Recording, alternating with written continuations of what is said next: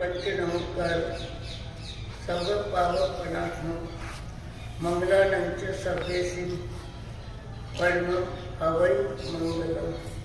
हरिहंतो नमस्कार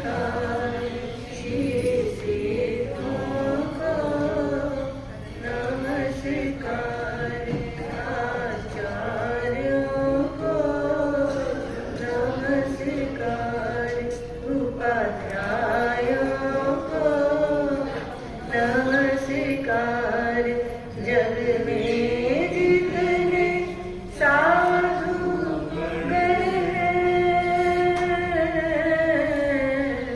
जग में जितने साधु गण हैं, मैं सबको वंदू बारे बारे।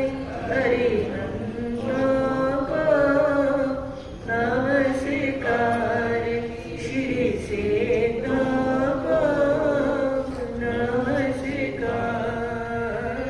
ऋषभ अजित संभव अभिनंदन, सुमति पद्म सुभाष जिनराय, सुमति पद्म सुभाष जिनराय।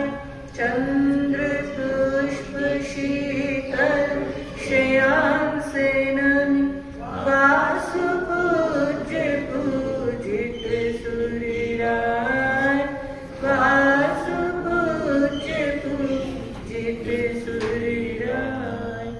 विमल अनंत धर्म जय,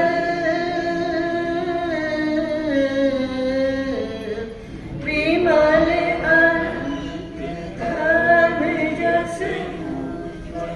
शांति पुंथुअर मल्लि मनाय, मुनि सुव्रत नमि नेमि पार्षद, वर्धमान पद पुष्प चढ़ाय, वर्धमान पद पुष्प चढ़ाय। चौबीसों के चरण कमल में, चौबीसों के चरण कमल में मेरा वंदन बारे बारे। हरिहंतों को नमस्कार, श्री सेठों को नमस्कार। जिसने राग द्वेष का मालिक जीते सब जग जान लिया, जीते सब जग जान लिया। सब जीवों को मोक्ष मार्ग का निष्प्रिय हो उपदेश दिया, निष्प्रिय हो उपदेश दिया। बुद्ध वीर जी हरिहर ब्रह्मा,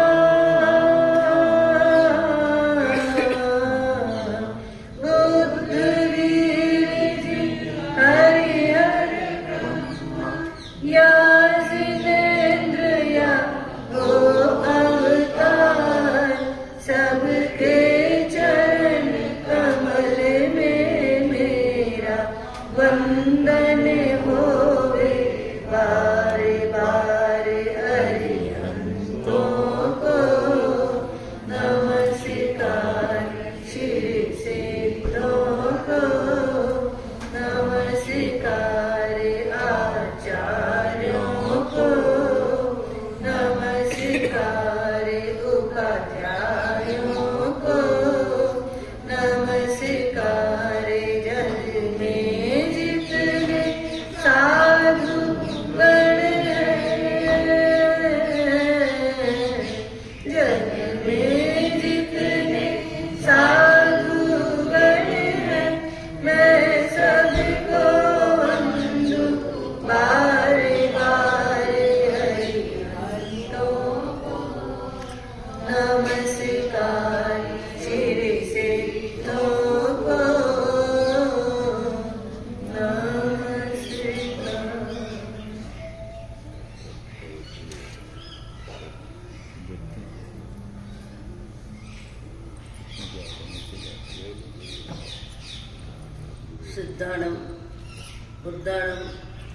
पारगयानम परम परगयानम लोकमोह गयानम नमो दया सब सिद्धानम। इक्को भी नमस्कारो जिनवर वस्त हस्तबद्ध मानस संसार सागराओ तारे नरम व नारिम।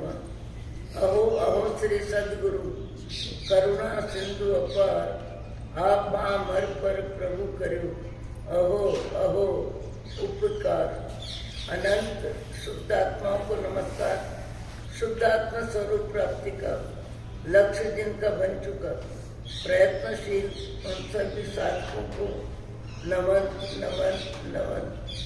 प्रभु परमात्मा देवादिदेव भगवान महावीर स्वामी के शासन में राजस्थान की धरती कोटा शहर दानवाड़ी दादावाड़ी परिसर में आप हम सब सम्मिलित हैं अपने ही चेतन चिदानंद को जागृत करने के लिए।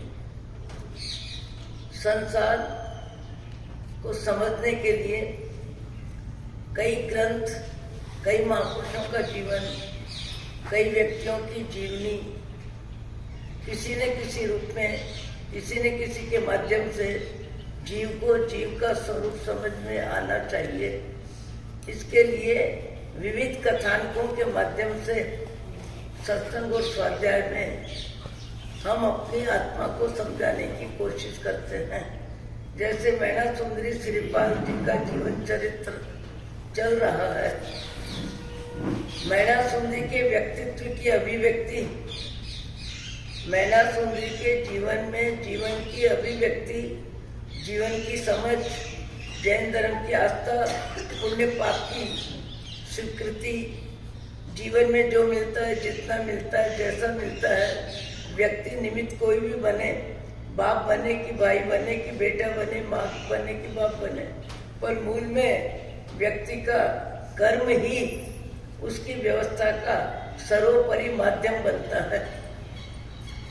सर्वोपरि माध्यम कोई किसी का नहीं बनता, उसका कर्म ही बनता है। और मैना सुंदरी के व्यक्तित्व की अभिव्यक्ति में, मैना सुंदरी के व्यक्तित्व की अभिव्यक्ति में काफी कुछ कहा जा चुका है। श्रीपाल जी धर्म के प्रभाव से जिनकी कंचन काया हुई, माता को शांति हुई, रूप सुंदरी को भी बेटी की कर्म सत्ता का प्रभाव समझ में आया। यानी सारी व्यवस्था मैना सुंदरी के पक्ष में धर्म के प्रभाव से सब कुछ हो गया।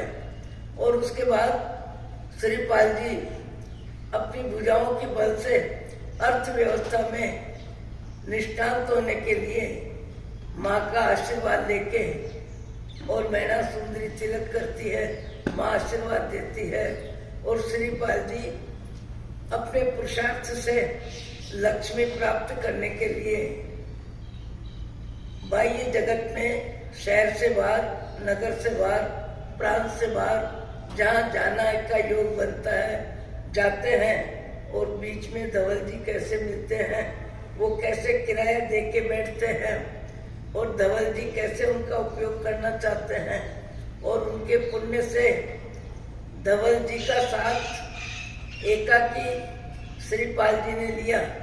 पर देखते देखते धवल जी का हृदय जितना कालुष्य है, जितनी वैमनस्यता है, जितनी रसना वासना की लोलुपता है, और जितना परिग्रह का प्रेम है, उस चक्कर में धवल जी का भाव जगत हल्के में हल्के स्तर का बनता जा रहा है।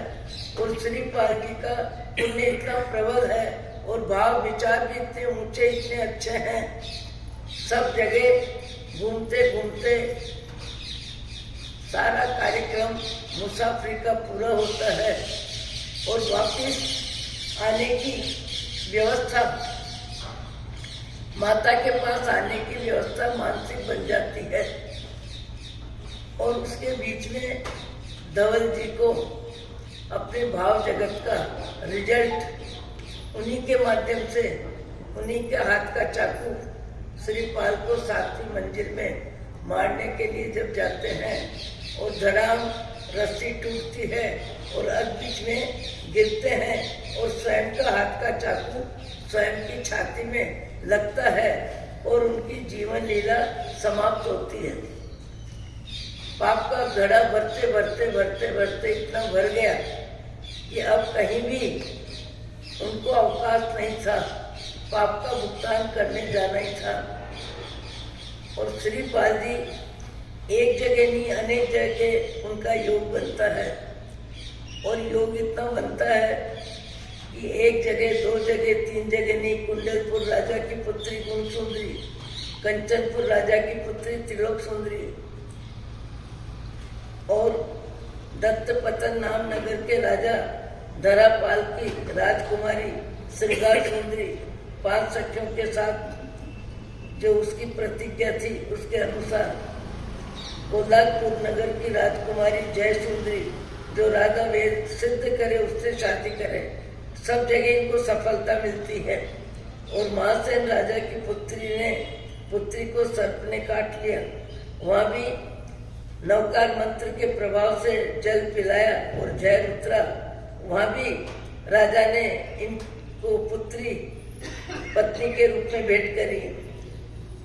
सारे जगह जगह जगह सब जगह इनका पुण्य प्रभाव, इनकी बौद्धिक क्षमता, इनका शारीरिक आकर्षण सब जगह कई शहरों में कई राजाओं की लड़कियां विवाह योग्य थी और सबने विवाह में श्रीपाल जी को माध्यम बनाया। श्रीपाल जी सब जगह से वापस अपनी माँ के दर्शन के लिए मैना सुंदरी के निकट आने के लिए उन्होंने मनोबल बनाया और मनोबल बनाया। गए तब एकाकी थे पर अभी आ रहे हैं तो अनेक राजाओं ने अपनी अपनी लड़कियों की शादी में जितना दहेज दिया, जितना सोना चांदी हीरा माणक मोती दिया, जितना परिग्रह दिया, कईयों ने कई गांव दिए, क्या नहीं दिया। सबने जो जितना दे सकते थे सबने इतना ज्यादा दिया, इतना ज्यादा दिया कि बड़े राजा, विशिष्ट राजा दलबल के साथ अपार वैभव है, सारी कुछ अनुकूलता है जिनके आगे पीछे घूम रही है। और ऐसे श्रीपाल जी अपनी माँ से मिलने के लिए आ रहे हैं उज्जैनी नगरी में। उज्जैनी नगरी में आने से काफी दूरी पर हलचल हो गई क्योंकि दलबल बहुत है, संख्या बल बहुत है, प्रभाव बहुत है, अनुचर बहुत है, अंगरक्षक बहुत है। कई प्रकार की रिद्धि सिद्धि के साथ जब श्रीपाल जी आ रहे हैं तो राजा प्रजापाल को जानकारी होती है इधर उधर से कोई महाशक्ति संपन्न राजा आ रहा है और अपने नगर की तरफ आ रहा है। हो सकता है अपने को पराजित करने के लिए आ रहा हो, अपना राज्य अपने अधिकार में लेने के लिए आ रहा हो सकता है कोई शत्रु के रूप में आ रहा है या किस रूप में आ रहा है। इस तरह उज्जैनी नगरी में हलचल हलचल हलचल इतनी ज्यादा हो जाती है और इतनी ज्यादा हलचल होने के बाद राजा प्रजापाल टेंशन में भी आ जाते हैं, क्या होगा क्या नहीं होगा, कैसे होगा। और इतने में तो दलबल के साथ श्रीपाल जी आ रहे हैं, उन्हीं का पुण्य प्रभाव है। ये मैना सुंदरी के पति है, मेरे जवाई हैं और कोई नहीं है। तो सारी मानसिक हलचल जो अशांति के रूप में, जो फैल होने के रूप में, मुझे जीतने कोई आ रहा है, मुझे हराने कोई आ रहा है, सारी हलचल उनकी शांत हो जाती है और मानसिकता बदल जाती है और सोचते हैं कोई और नहीं, ये राजाधिराज बन के अनेक राजाओं का सम्मान लेके, अनेक राजाओं की संपत्ति बेटी के साथ लेके ये श्रीपाल जी ही आ रहे हैं। श्रीपाल जी निकट आ जाते हैं। आने के बाद नगर के बाहर बहुत लंबी चौड़ी व्यवस्था में पड़ाव डालते हैं और माता से और पत्नी से मिलने के लिए रात्रि में ही आ जाते हैं क्योंकि माता और पत्नी को भी बहुत ज्यादा मानसिक हलचल थी और हलचल यही थी जो पिताजी को थी। जैसे ही आते हैं मिलने के लिए, मैना सुंदरी और कमल प्रभा दोनों आनंदित कितनी ज्यादा हुई ये सोचने का विषय नहीं। अपार वैभव, अपार प्रसन्नता, अपार सम्मान, अपार सुविधा और दल बल इतना ज्यादा कि बड़े में बड़े राजा बन के जब श्रीपाद जी आ रहे हैं, आते के साथ माँ के चरणों में नमस्कार करते हैं। मैना सुंदरी को नेत्रों में नेत्र से धन्यवाद देते हैं। और यहाँ श्रीपाल जी और मैना सुंदरी दोनों विचार कर रहे हैं कि अब तुम्हारे पिताश्री को सवेरे बुलाना है। पिताश्री को बुलाया जाता है और वो अपनी हार स्वीकार कर चुके थे। अपना अधिकार का मोह, राजा होने का मोह, प्रजापति होने का मोह, अपने पुण्य का अहंकार उनका काफी कुछ ठीक हो चुका था और कर्म सिद्धांत के प्रति उनकी रुचि बन रही थी। इस बीच में प्रातःकाल प्रजापाल राजा की तरफ से सूचना मिलती है कि प्रजापाल राजा को आमंत्रण दिया जाता है, बुलाया जाता है और वो आते हैं। जिस तरह उनको बुलाया गया, एक बहुत ही सामान्य स्थिति में कि मुंह में क्या लेके आवे, हाथ में क्या लेके आवे।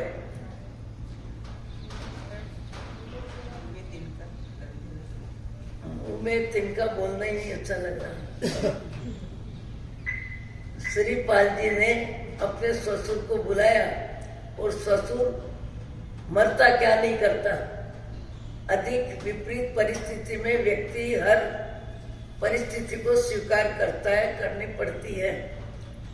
प्रजापाल राजा देख रहे हैं अपनी मैना सुंदरी को, देख रहे हैं श्रीपाल जी को, देख रहे हैं उनके दलबल को, देख रहे हैं उनके पुण्य प्रभाव को, देख रहे हैं उनकी लंबी चौड़ी सेना और उसका पड़ाव और उसका प्रभाव, सब कुछ उनको दिखाई दे रहा है, समझ में आ रहा है। श्रीपाल जी तत्काल सामने आते हैं, प्रजापाल को नमस्कार करते हैं। मैना सुंदरी भी पिताजी के सामने आती है और प्रजापाल राजा मन ही मन बहुत ठीक से समझ गए कि कर्मों का फल क्या होता है, कैसा होता है। मैंने आंखों से देख लिया।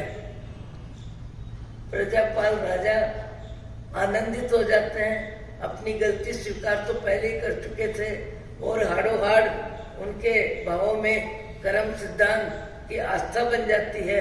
और उसके बाद यहाँ अब 9 प्रकार का नाटक आदि होता है, खूब मनोरंजन होता है, परिवार सम्मेलन होता है। सबको खुशी की अधिकता में नृत्य, गान, हंसी मजाक जो होना, सारा कार्यक्रम हो रहा है। उसके बीच सुर सुंदरी का नृत्य का जब समय आता है तब वो आप बीती सारी कह सुना देती है।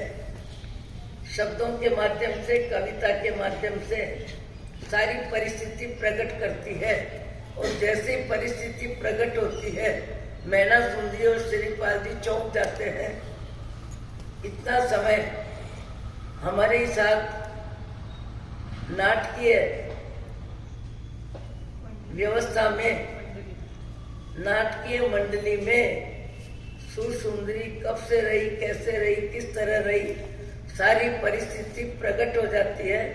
परस्पर क्षमा याचना होती है। श्रीपाल जी कहते हैं मुझे जरा भी जानकारी नहीं, जानकारी होती तो मैं ऐसी गलती करता नहीं। मैं कभी आपको उचित सम्मान देके व्यवस्था में कोई कमी रखता नहीं, सब कुछ हो जाता है।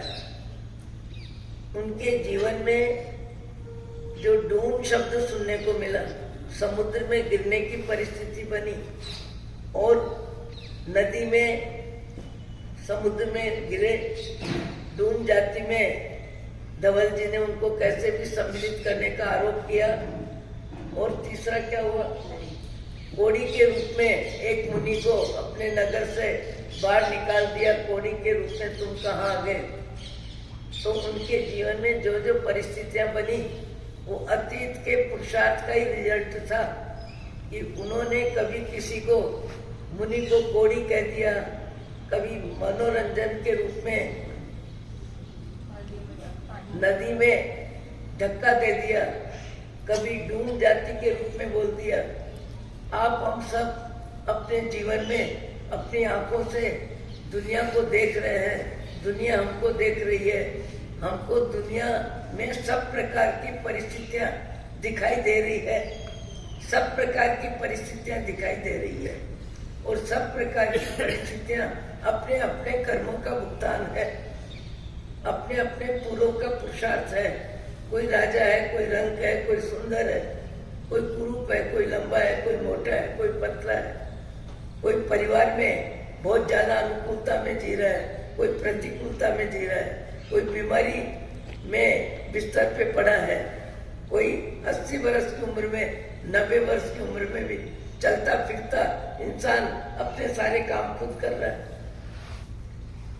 सारा संसार, जो भी हम जिसकी कथा सुनते हैं, जितनी कथाएं सुनते हैं, वो कथाएं अपनी जगह है, पर हमको सारा संसार वर्तमान में अपनी आंखों से भी दिखाई दे रहा है। और जिसका जो कर्म है, वो कर्म उसको ही भोगना पड़ता है। दूसरा, निकट संबंध होने पर, दाम्पत्य जीवन होने पर, पति की बीमारी में पति मानसिक रूप से दुखी हो सकती है, बाप के बीमारी में बेटा मानसिक रूप से परेशान हो सकता है, बहन भी हो सकती है, बेटी भी हो सकती है, परिवार भी हो सकता है। पर आपको हमको सबको अनुभव है कि कोई किसी की वेदना, कोई किसी की गरीबी, कोई किसी की अमीरी, कोई किसी की सुंदरता, और कोई किसी का पुण्य और कोई किसी का पाप एक दूसरा ले नहीं सकता है, ले नहीं सकता है। जिसका कर्म जिसको ही भोगना पड़ता है। और इसीलिए हमारे ज्ञानी भगवंत बार बार हमको सावचेत करते हैं कि दुनिया को देख के अपनी दुनिया को सुधारो, दुनिया को देख करके अपनी दुनिया, भीतर की दुनिया, भाव जगत की दुनिया, भीतर में विचार जिस तरह बनते हैं, जितने बनते हैं, कभी रूप को लेके, कभी रंग को लेके, कभी सत्ता को लेके, कभी संपत्ति को लेके, कभी धन और धरती को लेके, कभी अपनी सुंदरता का अभिमान, कभी शिक्षा का अभिमान, कभी संपत्ति का अभिमान, कभी सत्ता का अभिमान, कभी अनुकूलता का अभिमान। ऐसे ही इतनी सब प्रतिकूलताओं में भी जीने वाले आपको हमको अपनी आंखों से दिखाई देता है। हम पदयात्रा में देखते हैं कि रोड के किनारे व्यक्ति सो रहे हैं, रोड के किनारे व्यक्ति सो रहे हैं। क्या नहीं दिखाई दे रहा संसार में?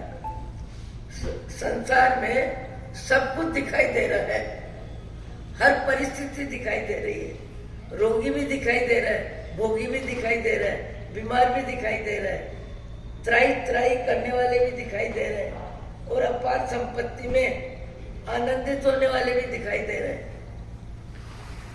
जीव को जीव की यदि समझ आ जाए, जीव को जीव की समझ यदि आ जाए कि मैं जीव हूं और कर्मों का भुगतान करने में, कर्म बंद करने में भी निमित्त शरीर बनता है, और कर्म का भुगतान करने में भी निमित्त शरीर बनता है। वेदना और प्रसन्नता का माध्यम शरीर बनता है, पर वो अपने ही कर्मों का प्रतिफल है। कर्म के प्रतिफल में दोनों निमित्त हैं।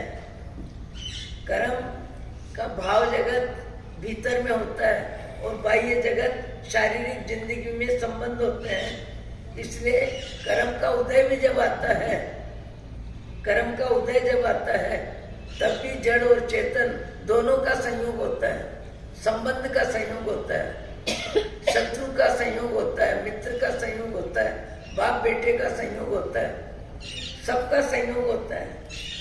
और संयोग में दोनों निमित्त होते हैं। आत्मा का पुरुषार्थ भाव जगत और बाह्य जगत व्यक्ति संयोग।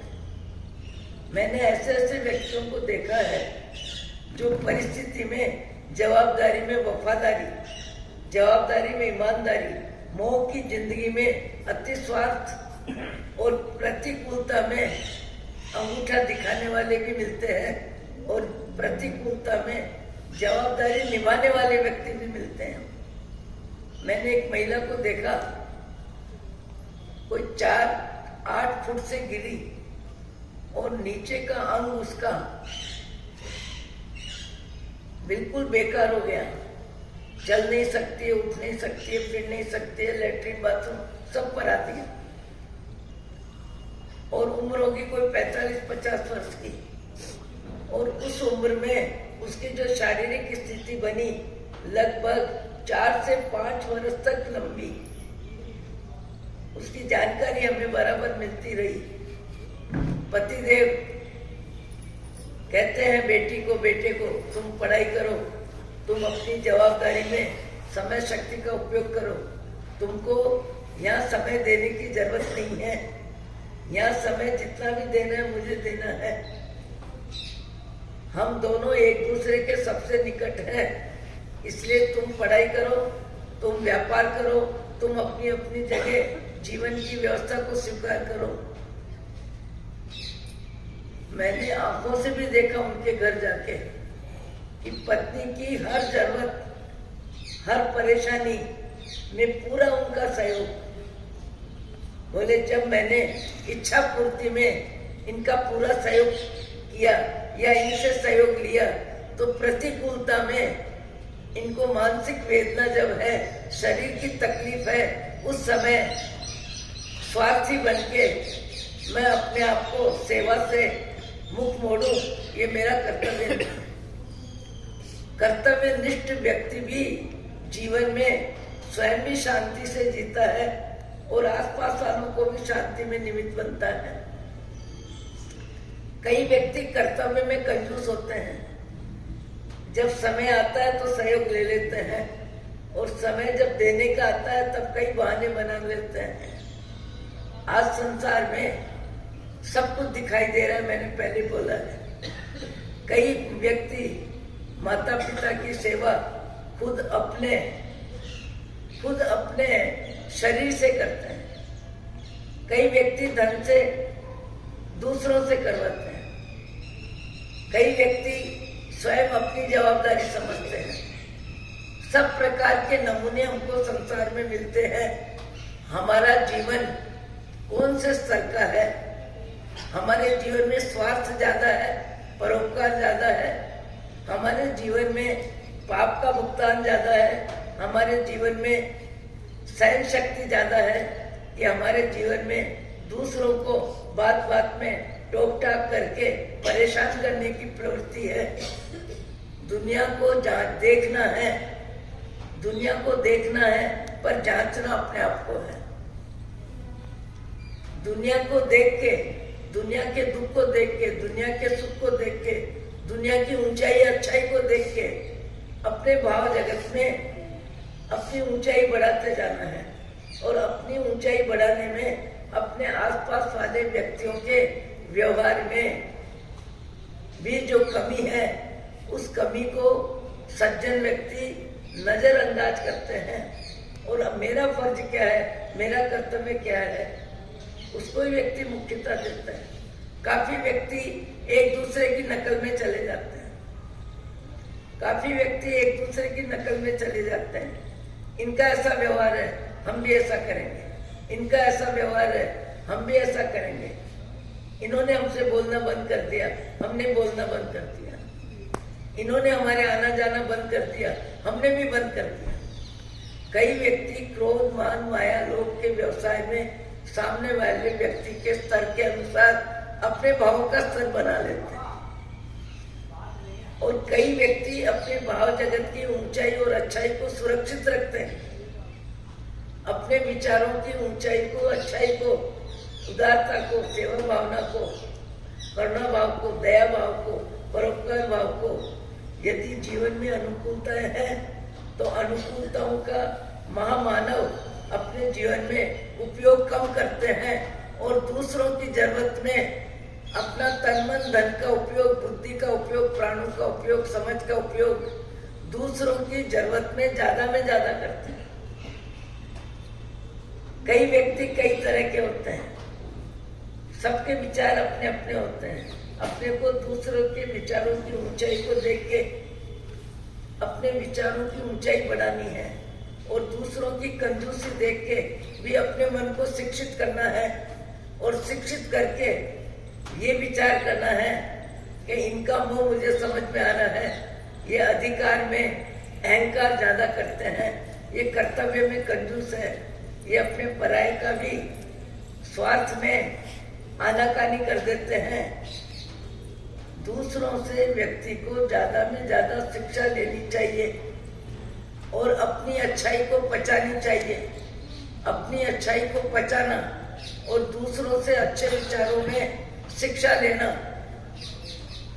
ये जीवन में जिसे आता है वह व्यक्ति अपने जीवन को मनुष्य भाव में सार्थक करता है, ऊपर उठाता है। यहाँ श्रीपाल जी को मंत्री मतीसार जिसने कमल प्रभा रानी को कहा कि तुम बच्चे को लेके चले जाओ, बच्चे की सुरक्षा के लिए राजकीय व्यवस्था छोड़ने में तुम्हारी शांति है, तुम्हारी सुविधा है, तुम्हारा सुख है।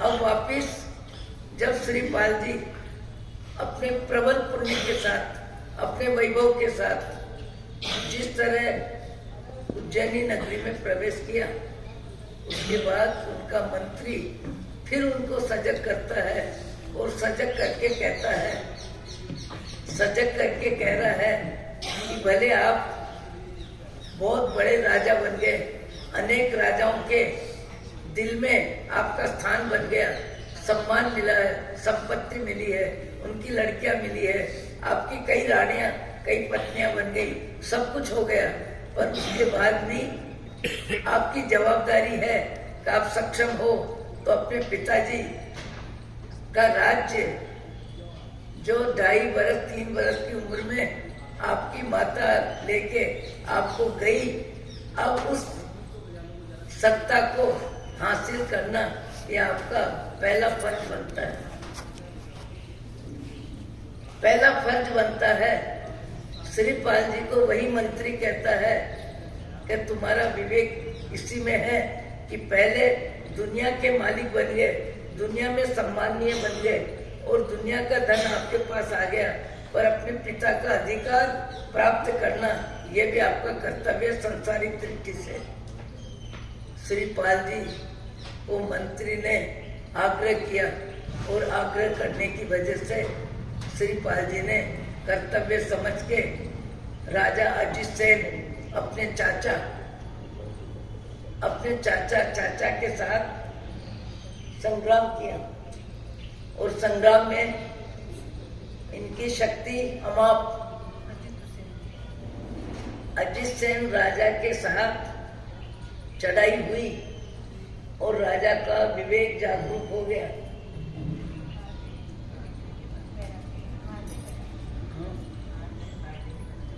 उनका विवेक जागरूक हो गया। हारना तो स्वाभाविक था, क्योंकि उनकी शक्ति बूंद जितनी और इनकी शक्ति प्रमाण अमाप।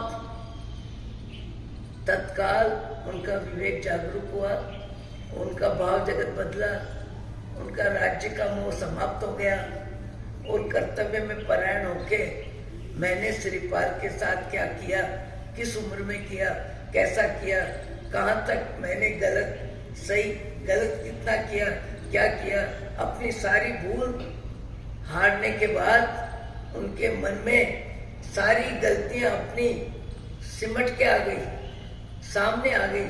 सारी गलतियों का राज दो ही था कि बड़े भाई का राज्य मेरे हाथ में आ जाए और बड़े भाई का बेटा एक उम्र आने पर अधिकारी बने, वो अधिकार मेरे को मिल जाए। धन, धरती, पद और पैसा, ये चार के चक्कर में व्यक्ति जन्म मरण के क्रम को हर भाव में बढ़ाता है, हर भाव में बढ़ाता है। चींटी से लेके हाथी तक, मनुष्य सामान्य लेके राजा तक, सब अपने जन्म मरण बढ़ाने का हर भाव में पुरुषार्थ करते हैं और हर भाव में पुरुषार्थ इसलिए करते हैं कि उनको आत्मा का ज्ञान नहीं है, अपनी यथावत स्थिति का ज्ञान नहीं है। उनको पदार्थ राग, पद राग, पैसे का राग, संपत्ति का राग, जबकि है क्या? सारा खेल एक भाव का है। सारा खेल कब तक है? जब तक शरीर में आत्मा है। आत्मा ने शरीर छोड़ा नहीं, खेल खत्म करना नहीं पड़ता, खेल खत्म हो जाता है। किसी का ट्रेन में खेल खत्म होता है, किसी का बस में होता है, किसी का रात्रि में होता है, किसी का विवाह के माहौल में होता है, और किसी का लंबे समय तक पाप का भुगतान असाता वेदनी के उदय में इतना करना पड़ता है कि पूरा परिवार खुशी में, सुंदरता में, शिक्षा में, संपन्नता में, आनंद की जिंदगी जी रहा है, और घर का एक मुख्य व्यक्ति 70 नहीं 90 वर्ष के आसपास की उम्र में असाता वेदनी में बिस्तर पे पड़ा है, और नौकर उसको व्यवस्था दे रहे हैं। ये कर्मों का खेल सबको अपनी आंखों से दिखाई देता है। विवेकवान व्यक्ति अपने भाव जगत को ही अपना जगत मानता है, और भाव जगत को ठीक रखने में पूरी ताकत लगाता है। मेरा भाव जगत ही मेरा जगत है। आपको, मेरे को मनुष्य भाव में किसने भेजा? किसकी मेहरबानी से आए, और इतना अच्छा वातावरण मिला। ये वातावरण बता रहा है कि हमारा अतीत का समय बहुत अच्छा रहा होगा, करुणा भाव रहा होगा, दया भाव रहा होगा, स्मरण, परमात्मा की भक्ति, और तन मन धन से हमने अपने अधिकार का उपयोग परोपकार के रूप में किया होगा। कई व्यक्तियों को समझ जीने में काम आती है, कई व्यक्तियों की समझ केवल बुद्धि स्तर पे समझ आती है, भाषण में समझ आती है, कविता में समझ आती है, कवि सम्मेलन में समझ आती है, मेरी तरह व्याख्यान देने में समझ आती है। कई व्यक्तियों को समझ जीने में काम आती है। समझ उसी का नाम है जो जीने में काम आती है। शरीर की जरूरत हमें समझ आती है, शरीर की जरूरत ठीक से समझ में आती है। भूख लगे भोजन, नाश्ता, निद्रा, स्नान, कपड़े बदलना, शारीरिक जिंदगी की सारी व्यवस्था हर व्यक्ति यथाशक्ति पूरी करता है। बीमारी में डॉक्टर के पास जाता है, दवा लेता है, तबीयत ठीक करता है। अपने शारीरिक जिंदगी में व्यक्ति सब कुछ पुण्य के उदय का उपयोग करता है, और पाप के उदय का उपयोग, पाप का उदय हो तो चुपचाप असाता के उदय को सहन करता है। और कभी कभी सहन ऐसी परिस्थिति में करना पड़ता है कि परिवार योग्य है, सब तरह सुविधा देता है, साधन देता है, पर उसका कर्म का योग निकाचित उदय ऐसा है कि उस बीमारी में उसको कोई भी राहत ही नहीं मिलती है, सुविधा ही नहीं मिलती है, साधन का उपयोग ही नहीं होता है, साधन का उपयोग ही नहीं होता है। साधन है पर निकाचित कर्म का उदय इतना ज्यादा होता है कि उदय कर्म का निकाचित होने की वजह से उसे कर्म को भुगतान करना ही पड़ता है। अजित सेन राजा हार के भी जीत जाते हैं, और जीत के श्रीपाल को सम्मान देते हैं, और अपनी जगह भी बैठाते हैं, और अपनी सारी गलतियां धन धरती को लेके, जो व्यामोह में, अधिकार के मोह में जो मैंने गलतियां करी, उन सारी गलतियों को श्रीपाल जी के सामने तय दिल से प्रकट करता है, क्षमा याचना करता है, और कहता है जिसने मुझे, लोभ ने मुझे अंधा बनाया, उस लोभ का मैं अब त्याग करता हूँ, उस इच्छा शक्ति का मैं अब त्याग करता हूँ। मुझे पाप की जिंदगी जीने में जितना समय लगा, मुझे अब उन पाप को खत्म करने में विवेक से अपनी जिंदगी जीनी है। और श्रीपाल जी को कहते हैं मैं मुनि धर्म स्वीकार करता हूँ, मैं त्याग मार्ग स्वीकार करता हूँ, मैं तप का मार्ग स्वीकार करता हूँ, मैं जंगल का जोगी बनता हूँ। किस समय नन्हे मुन्ने बच्चे का अधिकार लेने के लिए भाव कितना बदला, और आज उन्हीं का भाव इतना बदल रहा है, अपनी सारी गलतियां बताते हुए, श्रीपाल जी के सामने प्रकट करते हुए ये कह रहे हैं अब सारे उन विचारों का मैं त्याग करता हूँ और मैं जंगल का जोगी बनता हूँ। ये संत बनते हैं, संत बनने के बाद इनको अवधि ज्ञान हो जाता है और अवधि ज्ञान होने के बाद श्रीपाल जी इनसे प्रश्न करते हैं कि मेरे जीवन में जो प्रतिकूल परिस्थितियां बनी और बनने का समय लंबा नहीं रहा, कुछ समय के लिए परिस्थितियां विपरीत बनी और फिर वो ठीक हो गई, इसके पीछे मेरे कर्म का क्या कारण है? ये अजित सेन ऋषि, आप मुझे मेरे कर्मों का फल और मेरे कर्मों के बंध के कारण कृपा करके मुझे समझा। अजित सेन राजा से ऋषि बने, ऋषि बन के कर्म इतने खपाए, उनकी मति की गति इतनी निर्मल बनी और उनको अवधि ज्ञान हो गया। और अवधि ज्ञान होने से उन्होंने श्रीपाल जी को उनका भाव बताया कि तुम पहले भी राजा थे और श्रीकांत नाम की तुम्हारी पत्नी थी। पत्नी बहुत विवेकी थी, बहुत समझदार थी, बहुत शालीन थी, उसमें विनय विवेक सब समझ थी, पर तुम मजाक के मूड में, उदंडता का वातावरण तुम्हारे नेचर में था, हंसी मजाक में, किसी भी निमित्त में। जैसे नगर में संत आए और संत को उनका रहन सहन देख करके उनके लिए क्या शब्द बोल दिया, अरे डूम कहां से आ गया, और नगर के बाहर कर दिया। ऐसे ही एक संत को धक्का नदी में दे दिया और नदी में वो इधर उधर घूम रहे और इनको मजाक लग रही है। एक एक गलती करते गए और गलती के बाद घर जाने पर सरलता भी है, विनम्रता भी है, गलती को स्वीकार करने की क्षमता भी है, पर गलती बार बार करने की आदत भी है। तो गलती बार बार करने की आदत होने से पत्नी के सामने फिर प्रकट कर देते हैं, आज मैंने ऐसा बोला, आज मैंने ऐसा कहा, आज मैंने ऐसा किया। पत्नी कहती है आपकी प्रवृत्ति में ये मजाक आपकी आत्मा को बहुत भारी पड़ेगी। संत को आपने डूम कर दिया, एक संत को आपने नदी में मजाक के मूड में धक्का दे दिया और वो पानी में इधर उधर हो रहे और आपको प्रसन्नता हो रही है। हे पतिदेव, इस तरह के कर्म बंधन जो मजाक के मूड में कर रहे हो, ना समझी में कर रहे हो, पुण्य के उदय में कर रहे हो, चलती है सब ज्यादा चला रहे हो, इसका रिजल्ट भोगना भारी पड़ेगा। ये रिजल्ट आपको कहां से कहां धक्का देगा, कितना गिराएगा। पर सरलता इतनी है कि पत्नी समझाती है, वो बात उनको ठीक से समझ में आ जाती है और कहते हैं मैं क्षमा याचना कर लेता हूँ, मैं क्षमा याचना कर लेता हूँ उस व्यक्ति से, मैंने गलती तो करी है, मैंने गलती तो करी है। हर गलती करना और गलती को तत्काल स्वीकार करना।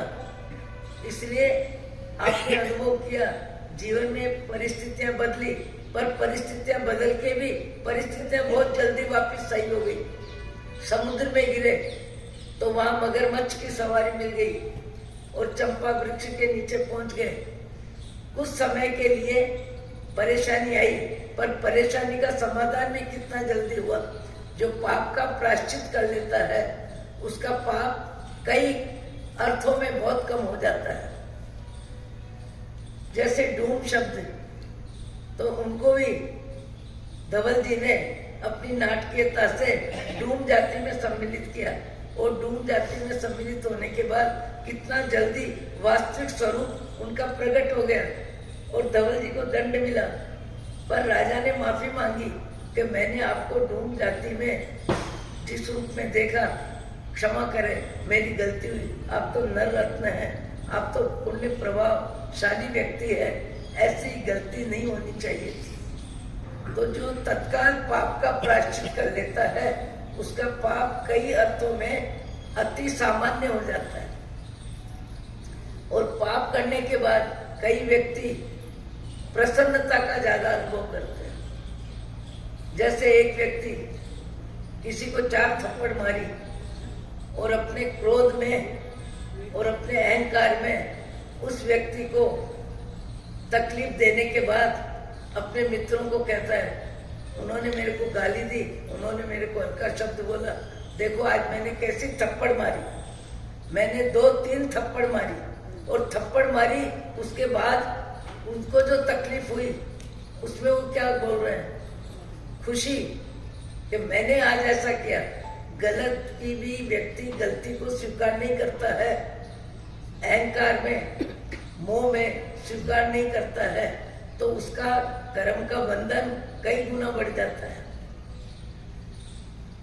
गलती करना और गलती का प्रायश्चित करना अपने यहाँ प्रतिकोण में, सवेरे के प्रतिकोण में रात्रिकालीन गलतियों की क्षमा याचना की व्यवस्था है, और शाम के प्रतिकोण में दिन भर की गलतियां जो होती है उसका मिच्छामी दुक्कडम देने की, उन गलतियों को याद करना, उन गलतियों के प्रति ग्लानि होना और उन गलतियों का हृदय से मिच्छामी दुक्कडम देना, इसके लिए अपने जगह जगह प्रायश्चित की व्यवस्था है। निंदा और प्रायश्चित हर छोटी छोटी क्रियाओं में है। जैन धर्म में प्रायश्चित का विधान बहुत ज्यादा है कि गलती करने वाले को अपनी गलती के रूप में महसूस हो, गलती के प्रति ग्लानि हो, और गलती छोड़ने के लिए भगवान के सामने मिच्छामी दुक्कडम के रूप में माफी मांगे। जो गलती करने वाला जिसके प्रति गलती करता है और उससे वो माफी मांग लेता है, तो उस माफी मांगने पर सामने वाले का हृदय कोमल हो जाता है, और माफी मांगने वाला विनम्रता से, सरलता से जब अपनी गलती को स्वीकार करता है तो उसकी गलती का पाप काफी कम हो जाता है। इसलिए अपने यहाँ प्रायश्चित की व्यवस्था बहुत ज्यादा है। आज भी कई व्यक्ति रात्रि में सोने से पहले दिन भर में किसके साथ क्या बात हुई, किसके सामने हमने क्या बोला, कब क्रोध, कब लोभ, कब मोह, कब माया, कब हमने क्या पाप किया, उस पाप का प्रायश्चित करने के लिए 15-20 मिनट रात्रि में सोने से पहले अपनी दिनचर्या को अपने विचारों में घुमाता है, और विचारों में घुमा के 18 पाप स्थान में मैंने कितने पाप स्थानों का सेवन किया, झूठ बोला, चोरी करी और चुगली खाई, किसी की आलोचना करी, किसी की निंदा करी, किसी की हिंसा करी, और हिंसा में मन आनंदित, अपना हिंसा में मन आनंदित होता है। कई व्यक्ति आचार बनाते हैं, आचार बनाते समय सब्जी सुधारते हैं तो वनस्पति काय के जीवों की हिंसा तो होती है। एक तो कोमल हृदय से जरूरी समझ के करें और उसमें प्रसन्नता, और कई तो आचार बना के आप आसपास में अपने रिश्तेदारों को भेजते हैं और वो कहते हैं आपके हाथ का अचार बहुत अच्छा बना, आपके हाथ का अचार बहुत अच्छा बनता है, बहुत स्वादिष्ट बनता है। तो अपने मन में उस क्रिया को लेके जो प्रसन्नता होती है, उस प्रसन्नता में पर पीड़ा है, पर जीवों की हानि है। एक इंद्रिय की हिंसा के बिना कोई मनुष्य जीवन जी नहीं सकता है। पानी, वायु, वनस्पति, पृथ्वी का दिन भर हिंसा होती है, पर हिंसा में चित्त की प्रसन्नता, और हिंसा करनी पड़ती है। हिंसा के बिना जीवन निर्वाह नहीं होता है। इसलिए कई व्यक्ति अपने जीवन में खाने पीने की क्रियाओं में भी विवेक से वस्तु व्यवस्था को कम करते हैं। कई व्यक्ति आए दिन बदल बदल के खाने में रुचि रखते हैं। कई व्यक्तियों को नवीनता ही चाहिए, कई व्यक्तियों को स्वाद की अधिकता ही चाहिए, कई व्यक्तियों का पुण्य का उदय शारीरिक सुख सुविधा में वो पूरा करते हैं। उनको अपनी जिंदगी में सबसे ज्यादा आसक्ति होती है, अपनी जिंदगी में इतनी आसक्ति होती है कि आए दिन व्यक्ति क्या करता है, अपने पुण्य के उदय का भोग करता है। भोग कैसे करता है?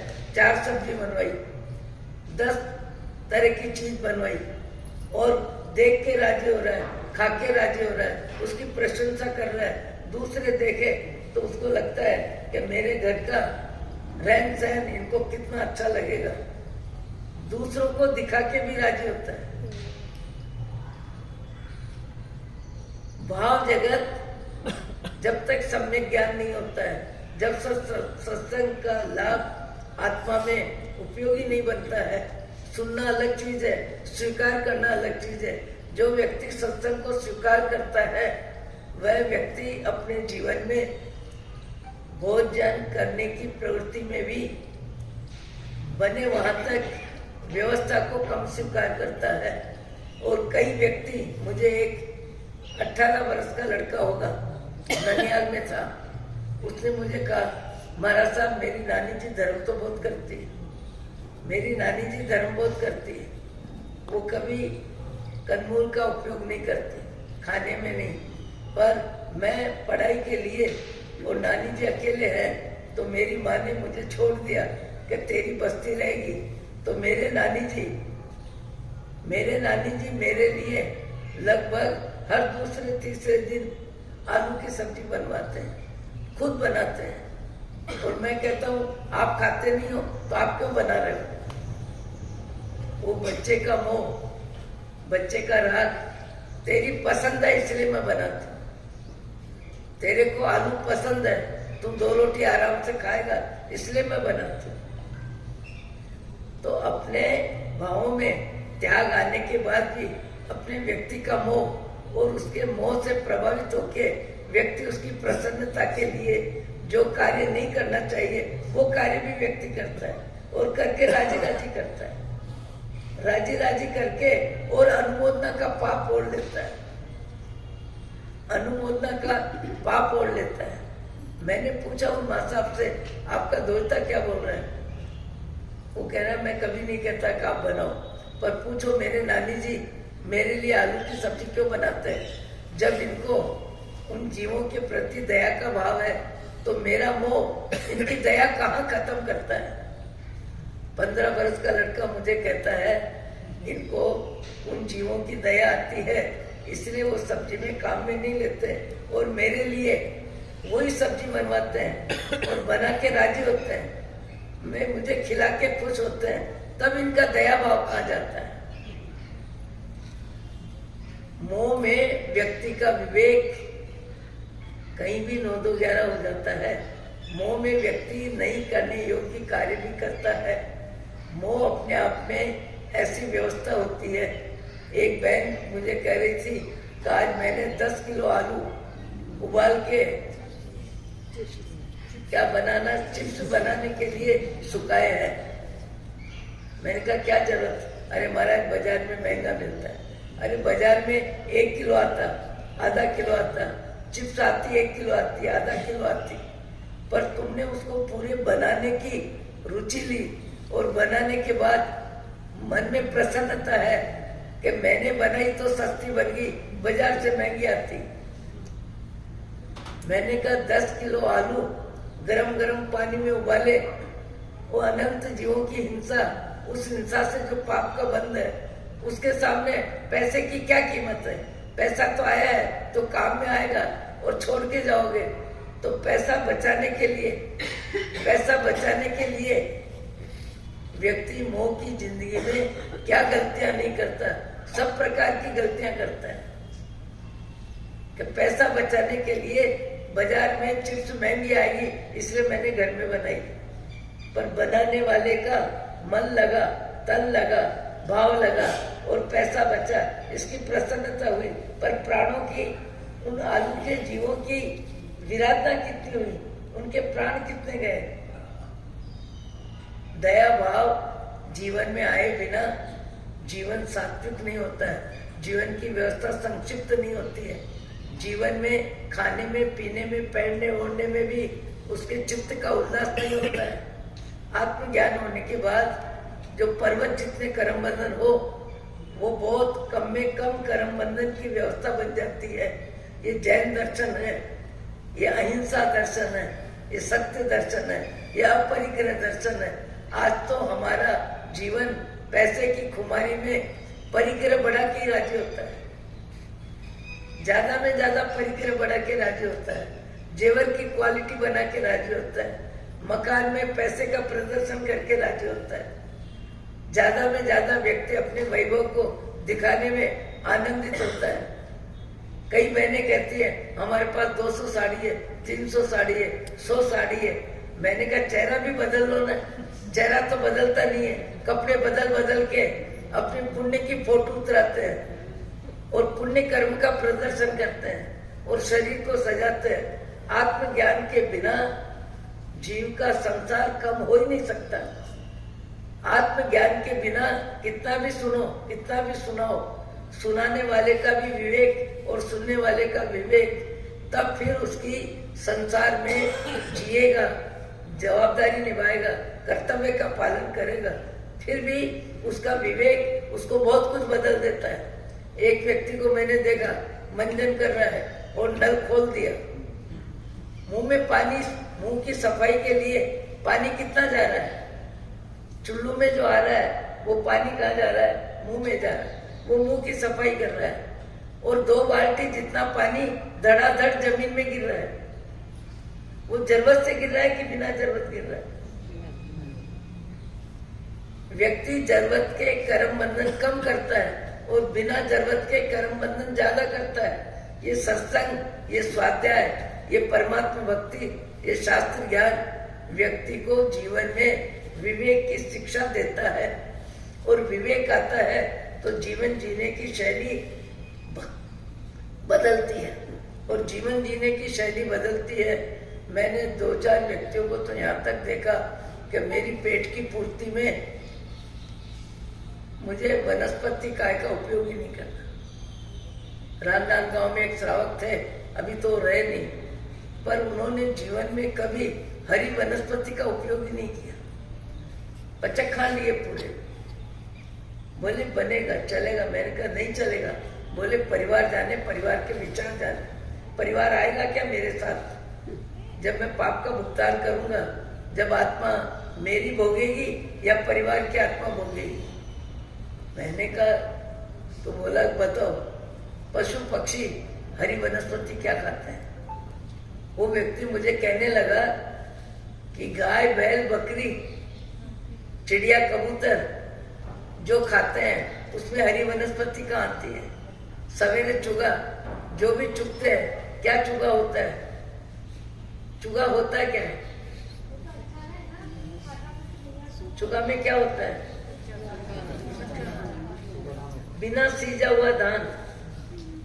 पूरी जिंदगी में फल सब्जी, कई पशु पक्षियों के जीवन में जीवन है, जी रहे हैं, पेट पूर्ति हो रही है, जो मिलता है वो खाते हैं, पर उनके जीवन में वनस्पति कहाँ है?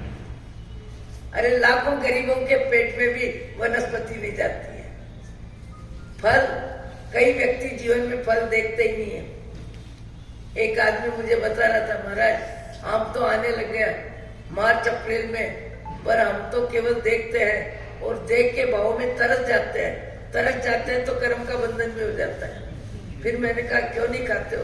अरे महाराज 100 रुपए का एक आम, 50 रुपए का एक आम, 150 रुपए का एक आम, हम कहाँ खाएंगे? वो आम तो अमीरों के लिए है, पैसे वालों के लिए है। उनके यहाँ 1 दर्जन 2 दर्जन 500 रुपए के आम आते हैं।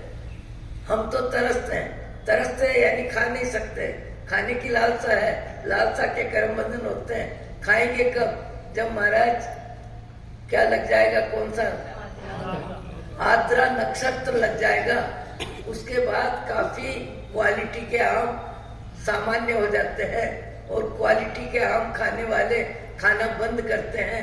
तब हम जैसों को आम 20 रुपए, 25 रुपए, 50 रुपए, 30 रुपए में आज के समय में मुश्किल से खाने के लिए मिलते हैं।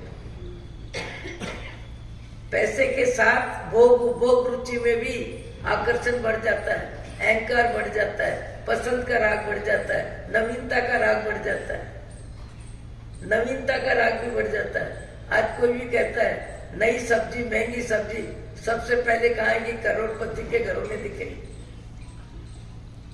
करोड़पति के घरों में सबसे पहले महंगी में महंगी व्यवस्था दिखती है। वो महंगी है, पुण्य का उदय है, पर पुण्य का उदय होके भी महंगी है। उसका अहंकार, नवीनता का अहंकार, पसंद का राग और प्राप्ति में कटाई छटाई होने के बाद चित्त में कर्म बंधन, क्योंकि हिंसा में प्रसन्नता, झूठ बोलने में प्रसन्नता, चोरी करने में प्रसन्नता, व्यभिचार संसारी जीवन जीने में प्रसन्नता, परिग्रह बढ़ाने में प्रसन्नता, चुगली खाने में प्रसन्नता, निंदा करने में प्रसन्नता, परिग्रह राग में प्रसन्नता। 18 पाप स्थान में जिस व्यक्ति के जीवन में जितनी प्रसन्नता है उतना ही उसके जीवन में पाप का बंध है, और पाप का बंध भुगतान पशु गति में जाके जीव करता है। भगवान आपको, मुझको, सबको सद्बुद्धि दे।